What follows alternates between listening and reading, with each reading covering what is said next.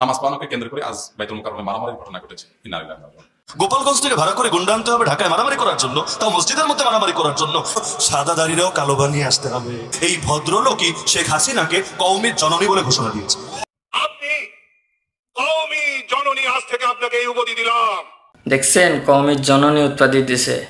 আসলে কওমির জননী কাকে বলে? একটা মাথা গুল মানে গোড়া, তাকেই তো জননী বলে। তাহলে কি কওমির জননী শেখ হাসিনা? সি সি সি, এ কেমন কথা? প্রিয় দর্শক, আজ স্ক্রিনে দেখাবো যে এই রুহুল আমিন সাহেব হুজুরকে নিয়ে গোটা কওমি আলেম সমাজ কি বলল। তো চলুন কথা না বাড়িয়ে আমরা আলী হাসান ওসামার মুখ থেকে আমরা মূল ভিডিওটা স্ক্রিনে দেখে আসি। গোপালগঞ্জ থেকে ভাড়া করে গুন্ডা আনতে হবে ঢাকায় মারামারি করার জন্য, তাও মসজিদের মধ্যে মারামারি করার জন্য। আরে মারামারি যদি করতে এতই মনে চায়, পুরান ঢাকায় যান, সদরঘাটে যান। মারামারির স্পট কি কম আছে? বেশি এসকো থাকলে ব্রাহ্মণবাড়িয়ায় চলে যান, আরো বেশি এসকো থাকলে নরসিংদীর চরে গিয়ে হাজির হন, ট্যাডা নিয়ে যান। ওইখানে লড়াইয়ের জন্য মানুষ প্রস্তুত আছে। কত এসকো আছে গোপালীদের, তারা গিয়ে সেখানে এসকো থাকতে থাকুক না। আল্লাহর ঘর, যেখানে চিৎকার চেঁচামেচি করো কিয়ামতের আলামত হাদিসে আছে। মসজিদের মধ্যে জোরে জোরে কথাবার্তা বলা, যেমন অনেক কথিত সভাপতি বলে, অনেক কথিত সেক্রেটারি বলে, অনেক কথিত পার্টি নেতা বলে, কিছু কিছু এলাকার অবুজ মুরব্বী টাইপের জোয়ান টাইপের লোকের পর্যন্ত বলে। তো মসজিদে এসে এভাবে হাউকাউ করা, এটা কিয়ামতের আলামত। সেখানে মসজিদে চেয়ার ছোড়াছুড়ি করা, মসজিদের মধ্যে জুতার বাক্স দিয়ে মারপিট করা, মসজিদের কাজ পর্যন্ত ভেঙে ফেলা, আল্লাহর ঘরকে মারামারি করে রক্তের জায়গায় পরিণত করা, এটা চাইতে বড় জাহেলিয়াত কি হতে পারে? আর এই কাজ যদি কাফের করে তাও মনে একটা সান্ত্বনা থাকে, কিন্তু মুসলমানে দাড়িওয়ালায় নামাজিতে যদি এমন কাজ হয়, এর চাইতে বড় আফসোসের বিষয় কি হতে পারে? হ্যাঁ, তাও যদি দিন রক্ষার জন্য হয়, যে কাফেররা এসেছে, নাস্তিকরা এসেছে, মসজিদ ভাঙবে বলে আমরা গিয়েছি, ওদেরকে মেরে হলেও আল্লাহর ঘরকে হেফাজত করতে হবে। তাহলে যদি রক্তের সাগরও বয়ে যায় মসজিদে, আলহামদুলিল্লাহ সুম্মা আলহামদুলিল্লাহ, গর্বের বিষয় বটে। কিন্তু কি নিয়ে লড়াই? কে খতিব হবে, কে নিজের গতি ধরে রাখবে? আরে খতিব হলে কি হবে? কয় পয়সা বেতন তোমার কপালে জুটবে, পয়সাটা এসব বিষয় না, কিন্তু নাম হবে, সুনাম হবে, সুখ্যাতি হবে, গোটা জাতি বলবে উনি জাতীয় মসজিদের খতিব। এটা ছাড়া আর কি ভিন্ন ব্যাখ্যা দাঁড়াতে পারে? জিন্দগিতে আপনি ভিন্ন কোনো ব্যাখ্যা এখানে দেখাতেই পারবেন না। একমাত্র ব্যাখ্যা এটাই হতে পারে যে তার একটা পদ লাগবে। পদ কি কম আছে? আল্লাহ এমন ব্যক্তির পুত্র বানিয়েছে, আরে যার পুত্র হওয়া কি দূরের কথা, যার জীবনে একবার যারা দেখেছে তারা পর্যন্ত গর্ব করে। ফরিদপুর যান, গোপালগঞ্জ যান, ওখানকার স্থানীয় মানুষরা পর্যন্ত গর্ব করে। আলহামদুলিল্লাহ, শামসুল হক ফরিদপুরের এলাকার লোক আল্লাহ তৌফিক দিয়েছে। তো এরকম মানুষের পুত্রই যদি কেউ হয়, জিন্দগিতে আর কিছু লাগে? আবার আল্লাহিয়াতুল উলিয়ার মতো বোর্ডের যদি দায়িত্বপ্রাপ্ত হয়, আর কি লাগে? তো পদের তো কমতি নাই, লেকিন এই পদটাই লাগবে। নাউযুবিল্লাহি মিন যালিক। তার জন্য সাদা দাড়িরেও কালো বানিয়ে আসতে হবে। জায়েজ না জায়েজ? জানেন না সবাই? দাড়িতে লাল মেহেন্দি লাগাতে পারবেন, এটা সুন্নাত, কিন্তু সাদারে কালা বানাবেন কি লেগা?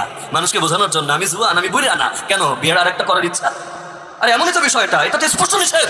বুড়া মানুষ কিছুতেই কালো কলপ লাগাতে পারবে না। কষ্ট নিয়েন না। এতে যদি বুড়া বয়সে কচি একটা বিয়ে করেন তাও পারবেন না। হারাম তো হারামি, না জায়েজ তো না জায়েজই। তো সেখানে সাধারণ মানুষ করলেই জায়েজ না, হুজুর মানুষ করলে তো জায়েজ। জায়েজ নিঃসন্দেহে না জায়েজ। গোপালগঞ্জ থেকে ভাড়া করে গুন্ডা আনতে হবে ঢাকায় মারামারি করার জন্য, তাও মসজিদের মধ্যে মারামারি করার জন্য।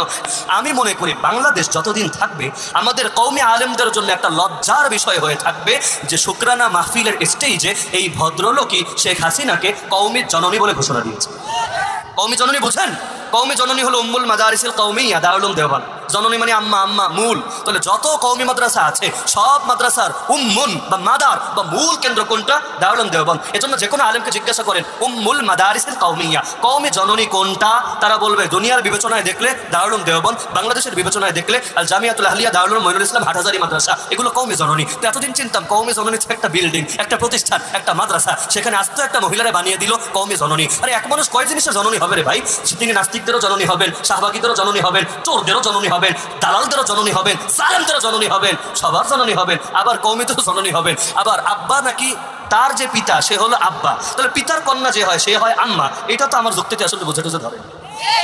আব্বার মেয়ে আবার আম্মা হয় কিভাবে রে ভাই? এটা কোন দেশের বিজ্ঞান? আপনাদের মাথায় ধরে?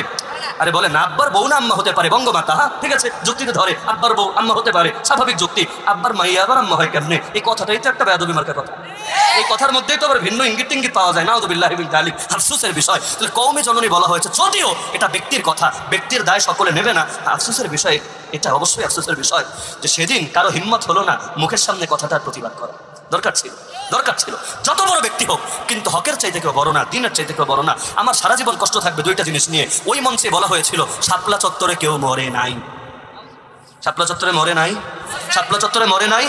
যদি ওরা বলতেই চায় মরে নাই, আমি মনে করি ওদের সব কয়টারে মেরে কবরস্থ যেদিন করা হবে সেদিনও জাতি বলবে না কিছুই হয় নাই, সব স্বাভাবিকই আছে, আর রং মেয়ে একটু মাটির নিচে শুয়ে পড়েছে।